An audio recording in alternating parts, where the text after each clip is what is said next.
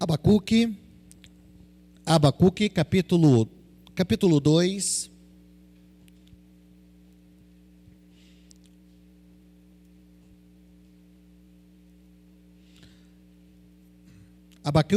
Abacuque, capítulo 2.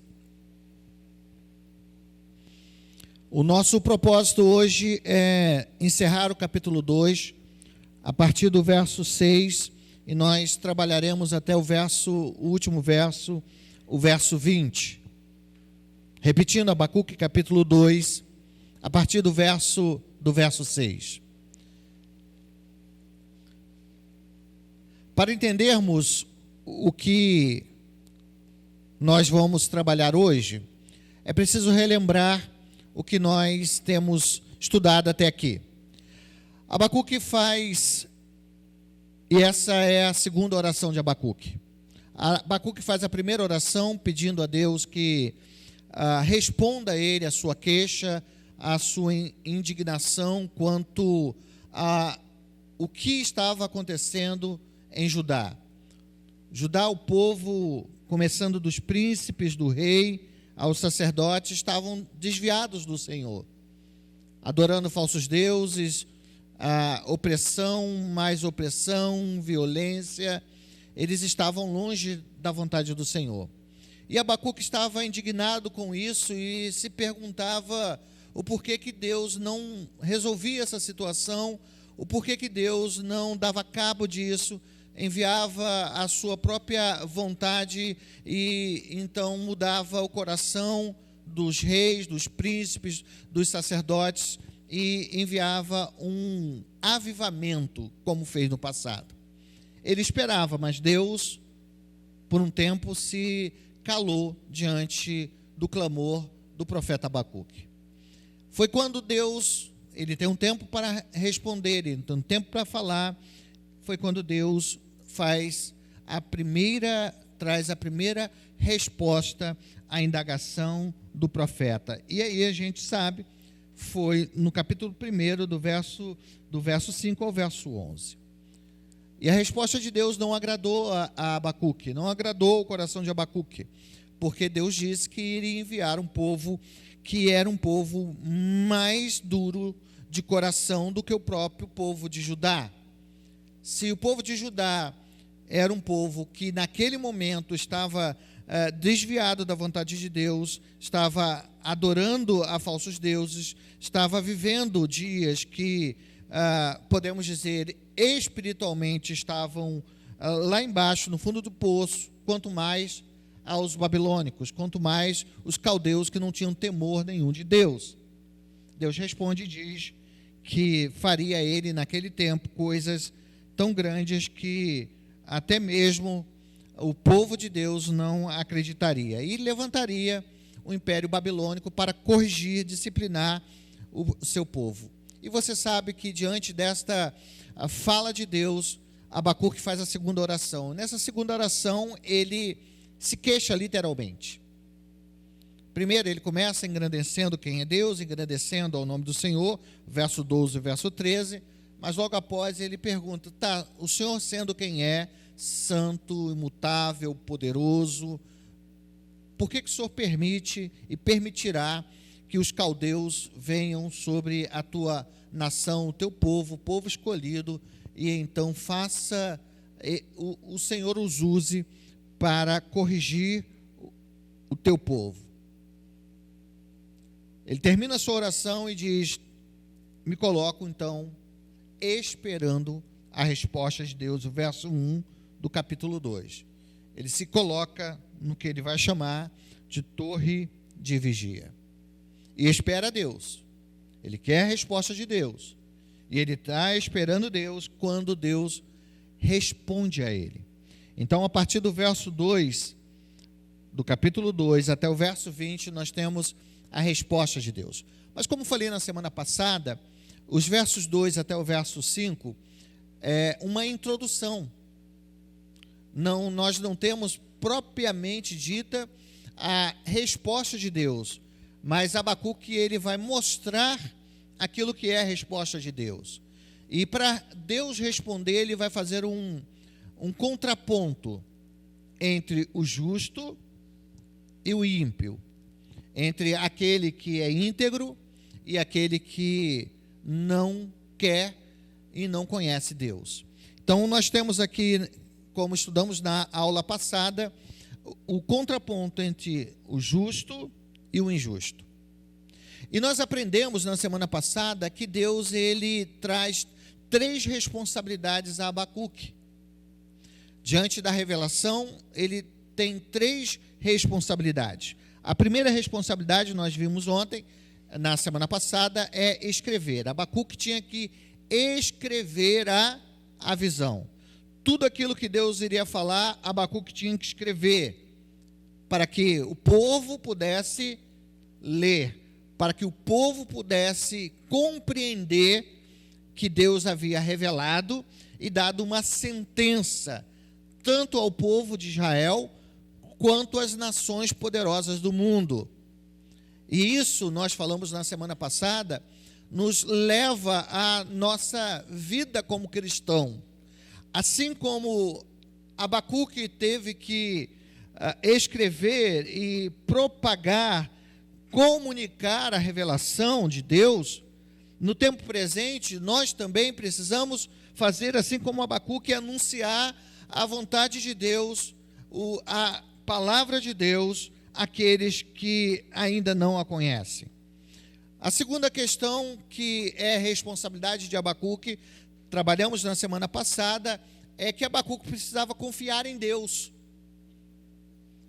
Dias maus viriam, e Abacuque precisava compreender que mesmo em dias maus, Deus continuaria a cuidar dele e cuidar do seu povo. É por isso que nós temos no verso 4, primeiro o contraponto: eis o soberbo, ou seja, o ímpio, sua alma não é reta nele, mas ele vai dizer, porém o justo viverá pela fé. O justo vive pela fé. Aqueles que viveriam um cativeiro babilônico precisavam viver pela fé, crendo que Deus mesmo cumpriria a sua palavra e realizaria o seu próprio projeto para com o seu povo, o povo que ele havia escolhido. Encerramos então o verso 5, trazendo mais uma vez a questão da atitude do ímpio, o que o ímpio faz, as características do ímpio. E na semana passada eu falei sobre essas características que não se fecha ali, as características daquele que não conhece a Deus, daquele que não busca Deus, daquele que está morto em delito e pecado. Essa característica vai estar de Gênesis a Apocalipse. Aquele que está morto em delito e pecado tem uma forma de agir. Age segundo o seu próprio coração, segundo a sua própria vontade, segundo aquilo que é o curso da sua vida, do seu viver. Ponto. Ímpio e justo. Você vai lembrar que Abacuque estava ansioso, preocupado, porque Deus acabara de dizer para ele que ele mesmo iria corrigir o seu povo por meio dos caldeus, dos babilônicos. Mas Abacuque quer saber, o Senhor vai fazer isso, mas o que vai acontecer com eles? Qual é a realidade daqueles que são ímpios, daqueles que fazem o mal? Se você lembrar o paralelo que eu faço com Asaf, a realidade de Asaf, quando diante da sua própria vida, ele olha para o ímpio, olha para a vida do ímpio, para o ímpio que prosperava, para o ímpio que tinha sua vida tranquila, fazia o mal, e quanto mais eles faziam mal, mais eles prosperavam. Quanto mais eles riam de Deus, desafiavam Deus, mais o povo, mais os descendentes de Abraão, aqueles que eram de Judá, olhavam para eles e diziam, eles que são bons. E era no coração de Asaf algo inconcebível imaginar que o seu povo tinha aqueles maus elementos, aqueles ímpios, como um grande exemplo. Assim como Asaf ficou indignado, Abacuque estava indignado. Mas assim como Asaf recebeu a resposta de Deus para o fim do ímpio, Abacuque também recebeu a resposta de Deus para o fim do ímpio. E os versos 6 ao verso 20 narra para nós o que acontecerá de forma invariável, imutável, para a vida daqueles que não servem a Deus, para a vida daqueles que não buscam a Deus, que fazem e vivem segundo o seu próprio querer, segundo a sua própria vontade. Mas você vai lembrar que eu disse na semana passada que Deus dá 3 responsabilidades a Abacuque, né? A primeira é escrever o que ele ouviu, a segunda é confiar em Deus, mas a terceira é declarar o juízo de Deus. E talvez isso seja o que para Abacuque poderia ser o mais difícil. Declarar o juízo de Deus.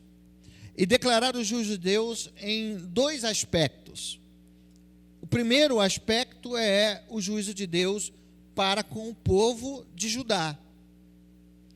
Ele tinha recebido a palavra de Deus, o que ia acontecer com o povo de Judá, que eles seriam levados cativos, e Deus dá essa responsabilidade a Abacuque dizer: Deus julgará o seu povo e disciplinará o seu povo.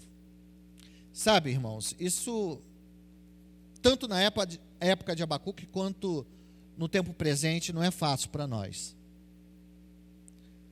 Trazer a mensagem agridoce do Deus que é bom, é gracioso, mas o Deus também que ele é justo. E na sua justiça, ele exerce para com o seu povo, para com a sua igreja, para com os eleitos, em determinados momentos da história, ele exerce a sua disciplina. Deus jamais aniquilará os que ele mesmo escolheu, porque ele mesmo separou dentre todas as nações do mundo a estes. Mas Deus é aquele que zela pelo seu povo. E se os seus estiverem em falta com ele, em pecado, se desviando da sua vontade, ele disciplina, como um pai disciplina ao seu filho. E nós precisamos, como povo de Deus, como servos do Senhor, trazer isso à nossa memória. E termos coragem de dizer aos faltosos, aqueles que estão se desviando, em vez de olhar para a cruz de Cristo, olhando para a realidade ao seu derredor, nós precisamos ter coragem de dizer a eles que eles estão vivendo dias difíceis. E que se eles não mudarem o seu pensamento, o seu coração, se eles não se arrependerem, Deus virá sobre eles. É fácil essa mensagem? É fácil nós chegarmos para alguém que a gente ama e alertá-los a esse respeito? Dizendo, aonde você está indo, o caminho que você está trilhando é muito perigoso. É um caminho que Deus não te deixará seguir, porque Ele te ama. E para que você não siga nesse caminho, pode ser que Ele use de sua disciplina. E terrível é cair na disciplina do Senhor. Abacuque tinha essa responsabilidade de trazer essa palavra ao povo. Ele não estava certamente tranquilo quanto a essa responsabilidade, mas ele tinha uma responsabilidade ainda maior. E essa responsabilidade dele maior é trazer não a nação de Israel, mas ao povo, às nações do mundo, principalmente a nação babilônica, que as atitudes deles não ficariam de lado, mas antes que Deus os julgaria, antes que Deus agiria para com eles. Eu acho interessante, eu quero te convidar a abrir a Bíblia, a palavra do Senhor, em Apocalipse. E você vai entender o porquê que eu quero citar esse texto. Apocalipse capítulo 21, ok? Apocalipse capítulo 21. Geralmente eu faço uso desse texto quando eu preciso fazer um ofício fúnebre. Eu faço a leitura desse texto como um meio de confortar aqueles que estão vivendo dias difíceis, porque Deus enxuga dos olhos as lágrimas.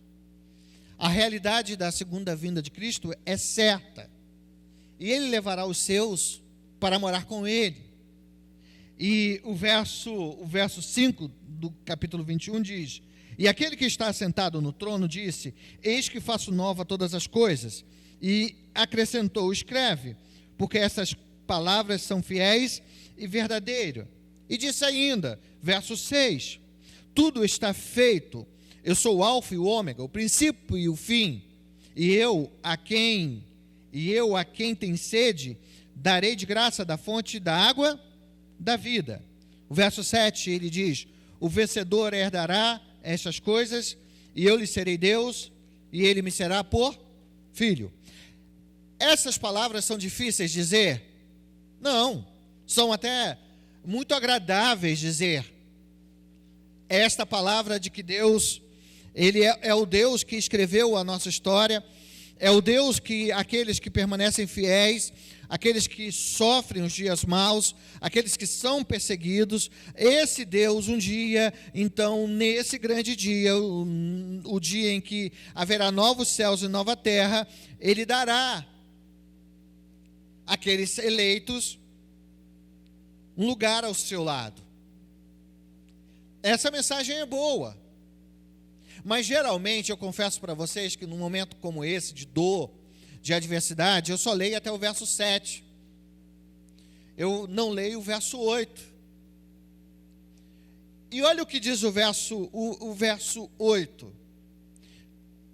Quanto, porém, aos covardes, aos incrédulos, aos abomináveis, aos assassinos, aos impuros, aos feiticeiros, aos idólatras e a todos os mentirosos, a parte que lhes cabe será no lago que arde com fogo e enxofre, a saber, a segunda morte. Queridos, é basicamente esta verdade sobre o fim do ímpio, um fim daqueles que morrem ou vivem uma vida sem Cristo e na sua morte encontram esse fim. O ímpio, ele não prevalecerá. O ímpio, quando Jesus voltar, ele já é julgado e ele então vai viver a eternidade sobre a ira de Deus. Essa mensagem não é uma mensagem apenas que João deveria trazer, mas é uma mensagem que o povo de Deus deve trazer. A mensagem do arrependimento. Porque se não houver o arrependimento, o fim daqueles que vivem uma vida sem Cristo é esse. Estamos vendo um período da história em que a maioria dos pregadores, eles não estão mais como João Batista, declarando àqueles que viviam uma vida tortuosa o arrependimento. A mensagem é uma mensagem que inflama o ego, uma mensagem que diz assim: Deus é amor. Ele não se importa com as suas atitudes, importa apenas que você entregue o seu coração a Ele. Só isso que Ele quer de você, entrega o coração a Ele. Você não precisa mudar, a sua vida não precisa ser transformada, você pode continuar a viver a sua vida normalmente como você vivia até hoje. Essa mensagem é interessante para aqueles que estão mortos em delitos e pecados, né? Porque você tem uma esperança de viver uma vida eterna e fugir do juízo de Deus, mas você também não precisa abrir mão de nada que você fez ou de nada que você está fazendo até ali. Até usam o texto em que Jesus é interpelado por uma mulher, e não por ela propriamente dito, mas pelos seus julgadores, que lançam aquela mulher no meio onde Jesus estava e acusam aquela mulher de forma assertiva, porque ela tinha pecado, foi pega em flagrante adultério. Só esqueceram o camarada, né?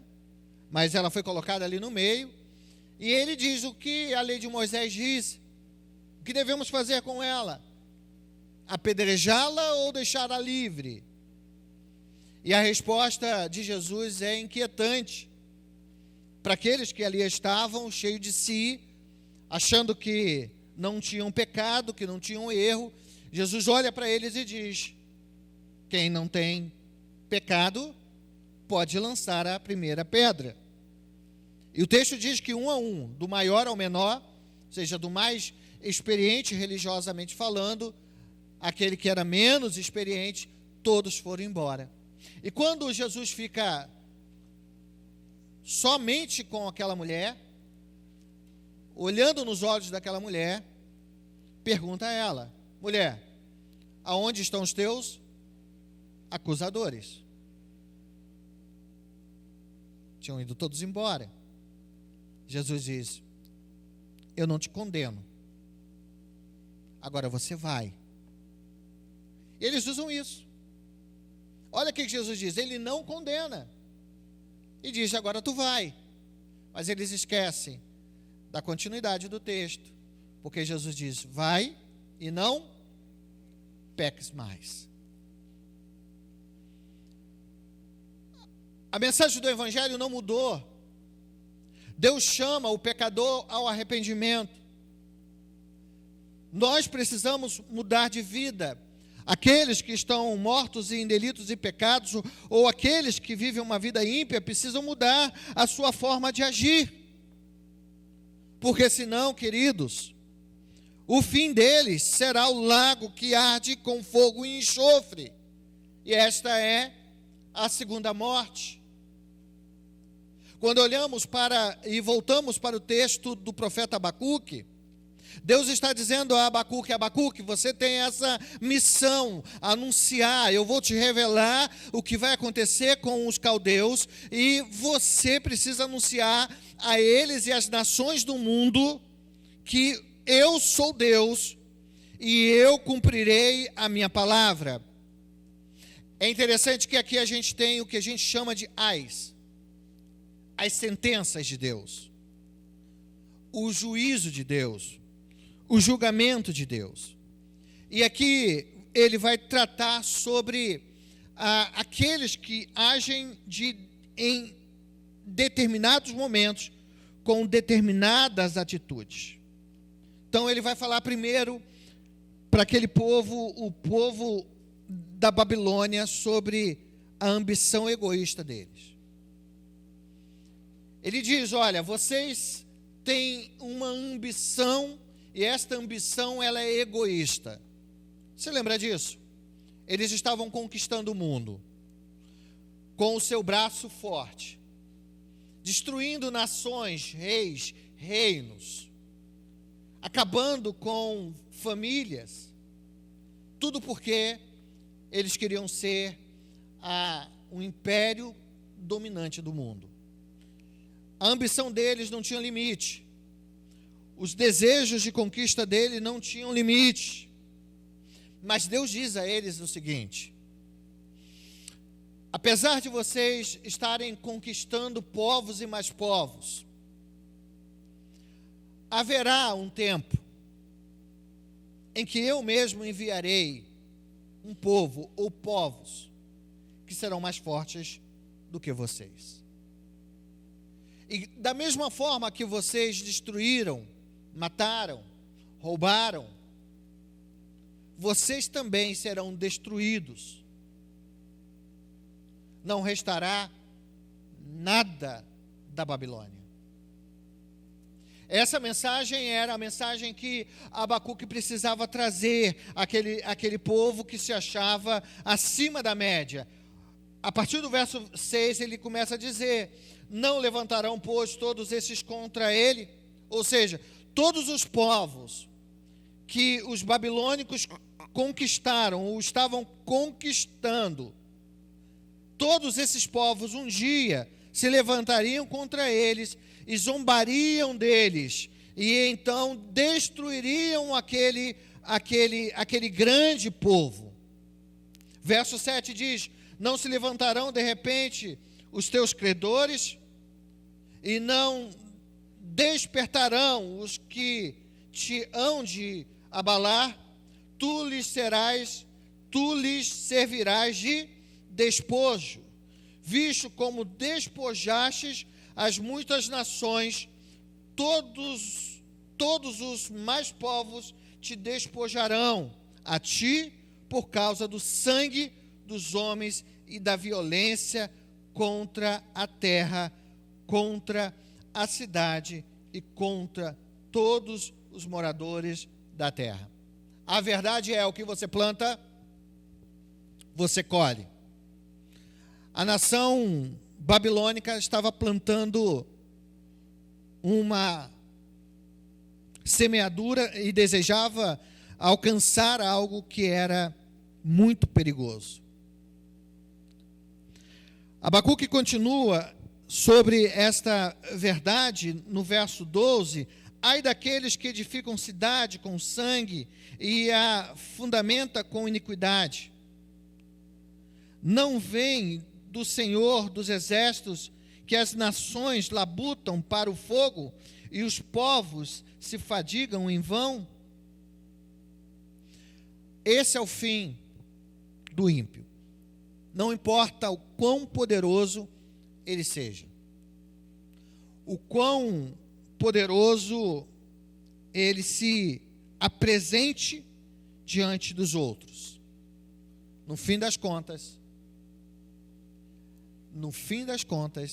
ele terá que dar e trazer conta dos seus atos. Sabe o que isso prova para nós? É que Deus continua a governar o mundo. Deus continua a governar as nações. Deus continua com o seu poder e a sua soberania a ditar o que acontecerá com as nações. Às vezes nós ficamos inquietos. Eu fico inquieto quando eu vejo a injustiça, a opressão, a violência, o mal que parece prosperar.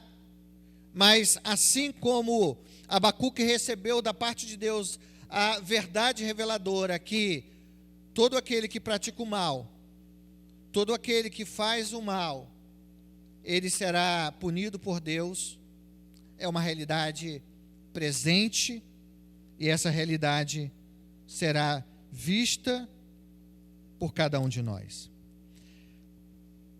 Apesar deles, os babilônicos, zombarem de Deus e acreditarem que aquilo que eles estavam fazendo pela força do seu próprio braço, Abacuque diz uma verdade que é uma realidade para nós hoje. Verso 14.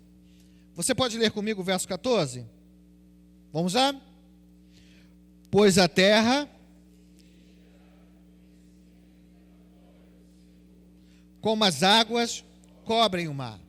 O mal pode parecer estar reinando, o mal pode parecer estar prevalecendo, a violência, as adversidades, mas nós precisamos compreender que a terra se encherá do conhecimento e da glória de Deus, como as águas cobrem o mar. Deus continua reinando e o conhecimento de Deus está se manifestando em cada nação. O mundo tem um Senhor, e esse Senhor certamente é o Deus de toda a glória. O profeta Abacuque, depois de dizer sobre o fim da Babilônia e dos grandes impérios e daqueles que praticam o mal, daqueles que são idólatras, porque os versos 17, 18 e também 19, o profeta vai falar sobre a atitude daqueles que eram idólatras, sobre a idolatria deles, que também está sendo vista pelo Senhor. E depois de falar sobre a idolatria desse povo, mas o Deus que colocará fim a essa idolatria, ele lembra aos seus ouvintes, o verso 20, que o Senhor, ele reina cheio de majestade e de poder. Ele diz no verso 20, o Senhor, porém, está no seu santo templo, cale-se diante dele todas as terras. A figura aqui que é apresentada por Abacuque é a figura de um rei imponente, um rei que governa, e esse rei está sentado no seu templo. Deus é esse rei.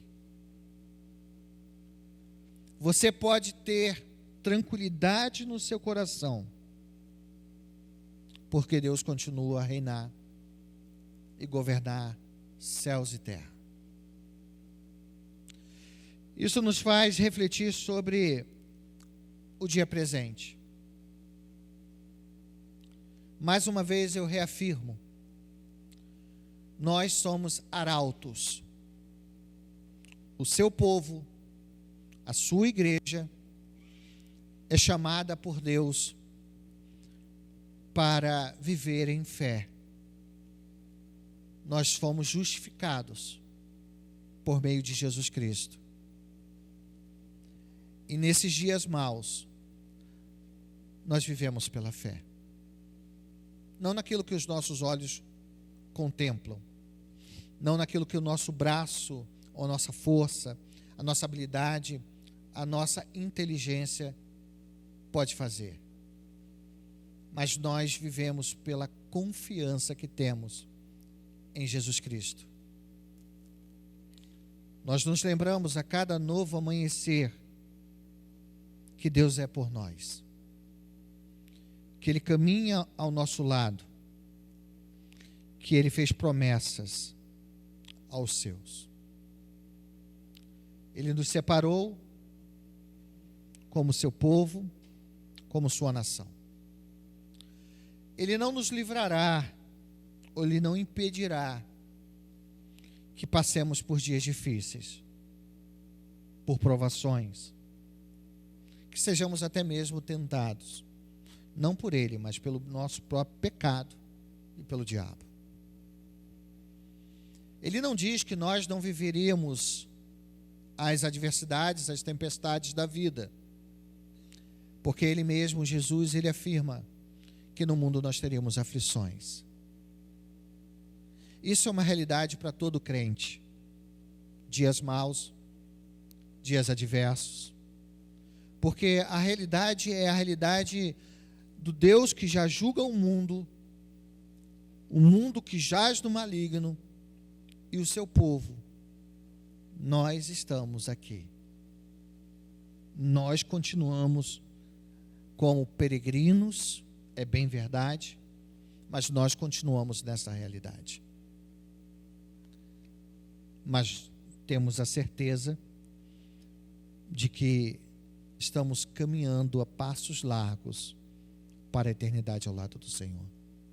Enquanto caminhamos, enquanto você e eu caminhamos, nós jamais podemos nos esquecer que a nossa missão é propagar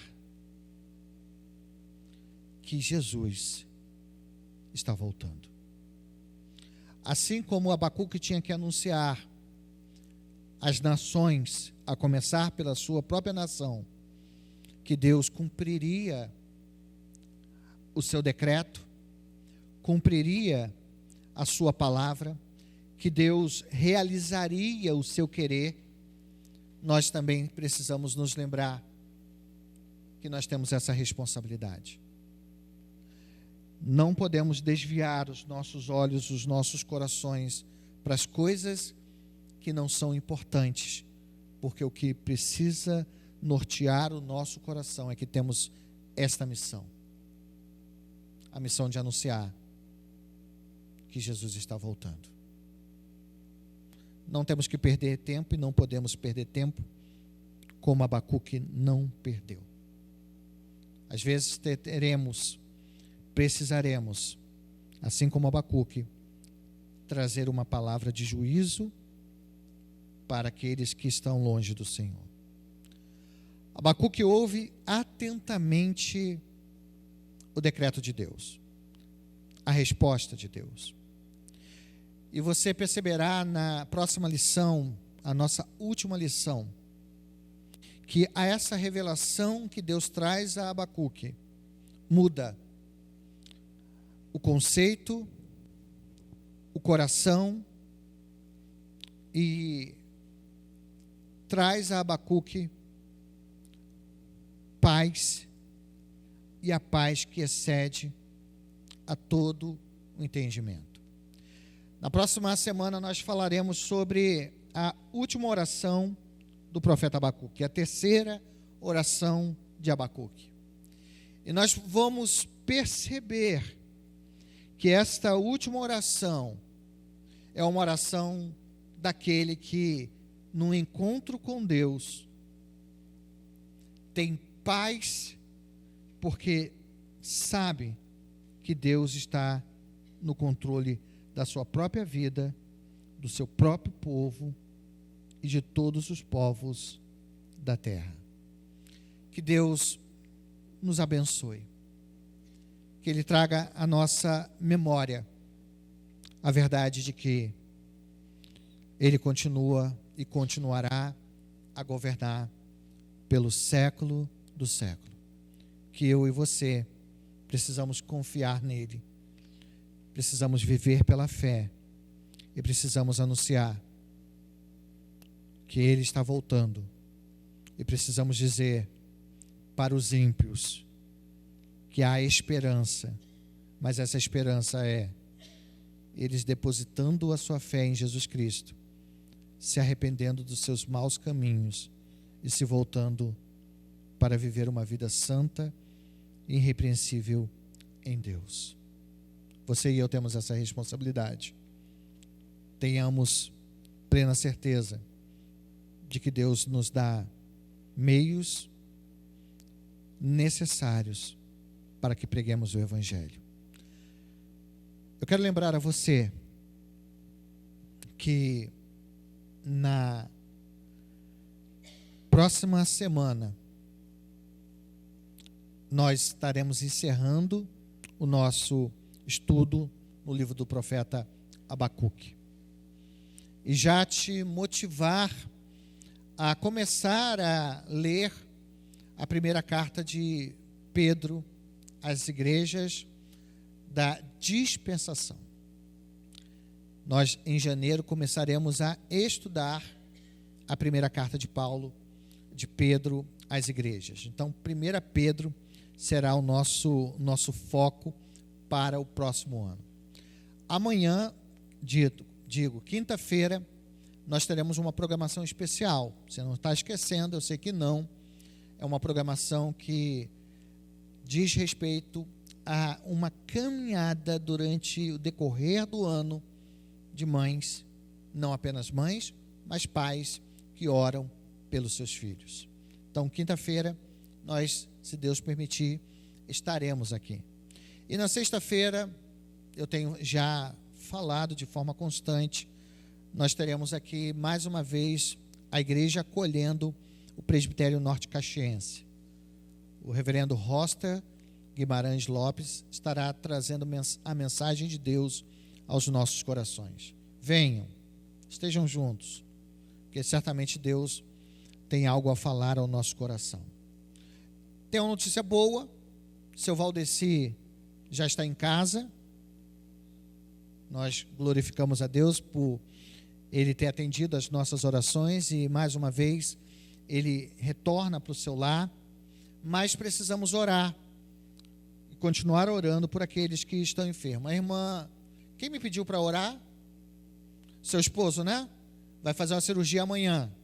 Então vamos colocar em oração. Orem também por tantos e tantos irmãos que estão doentes, enfermos, estão com os seus corações pesados em relação a algo que eles mesmos estão vivendo. Você pode se colocar de pé? Oi. A verdade, Severo, né? A gente orou por ele lá na... Ele está aqui, não está? Vamos ver se... De repente, depois eu falo contigo se a gente vai lá visitar ele.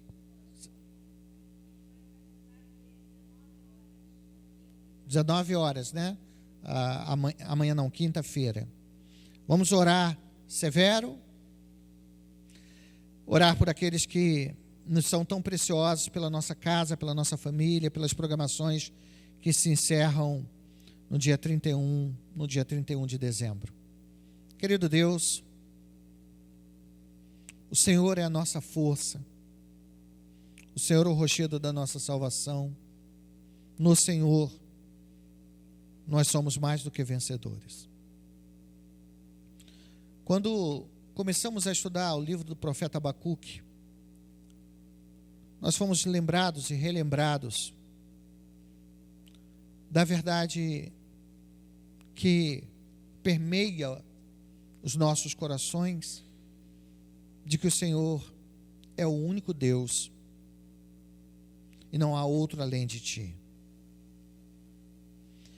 Que o Senhor é justo e na sua justiça efetua o seu querer. Aprendemos e temos visto que o Senhor tem um povo escolhido por Ti mesmo. E o Senhor cuida desse povo, que em determinados momentos precisa corrigir e disciplinar esse povo, mas a Tua mão é sobre nós. O Senhor jamais deixará os seus. O Senhor fez essa promessa quando diz: eis que estou convosco todos os dias. Mas nós temos uma responsabilidade, e a responsabilidade que temos é pregar o Evangelho. E pregar o Evangelho diz respeito também a pregar a verdade de que é necessário haver o arrependimento, e que se não houver o arrependimento, o fim do ímpio é a ira do Senhor pela eternidade. Essa lembrança, Deus precisa nos motivar a pregar o Evangelho em tempo e fora de tempo. Porque nós aprendemos que, como atalaias, nós temos a responsabilidade de anunciar e de gritar e de tocar as trombetas, anunciando, Deus, ao mundo que o Senhor vem e vem julgá-lo. Dá-nos força, coragem, intrepidez e foco para que continuemos a pregar a Tua palavra. Coragem, ó Deus, para prosseguir, para não nos desviarmos nem para a esquerda nem para a direita, para não olharmos, ó Deus, para o ímpio e sentir inveja do ímpio como Asaf o fez. Nem, ó Deus, ponderar mais contra o Senhor, queixarmos-nos contra o Senhor, porque a tua palavra já nos revela tudo quanto deveremos saber. O Senhor deixou a palavra, que é vida, para que nós sigamos a nossa jornada, a nossa caminhada, sendo guiados por ela. Esta palavra não muda, permanece pelo século dos séculos. Obrigado, Senhor, porque a tua palavra renova a nossa fé, renova a nossa missão, nossa vocação. Mas, Deus, nós também nos colocamos como intercessores. Intercedemos por aqueles que estão enfermos, por aqueles que passarão por procedimento cirúrgico, por aqueles que estão fracos na fé, que se deixaram envolver, direcionar pelo pecado. Ajuda-nos, ó Deus. Ajuda-os também, Senhor, a enxergar a tua vontade, que é boa, agradável e perfeita. Nós nos colocamos diante do Senhor em oração e nos colocamos também diante do Senhor para buscar a tua face e a tua vontade por meio das Escrituras. Nós te agradecemos. É nossa oração, a oração que fazemos não em nosso nome, mas no nome doce de Jesus. Amém.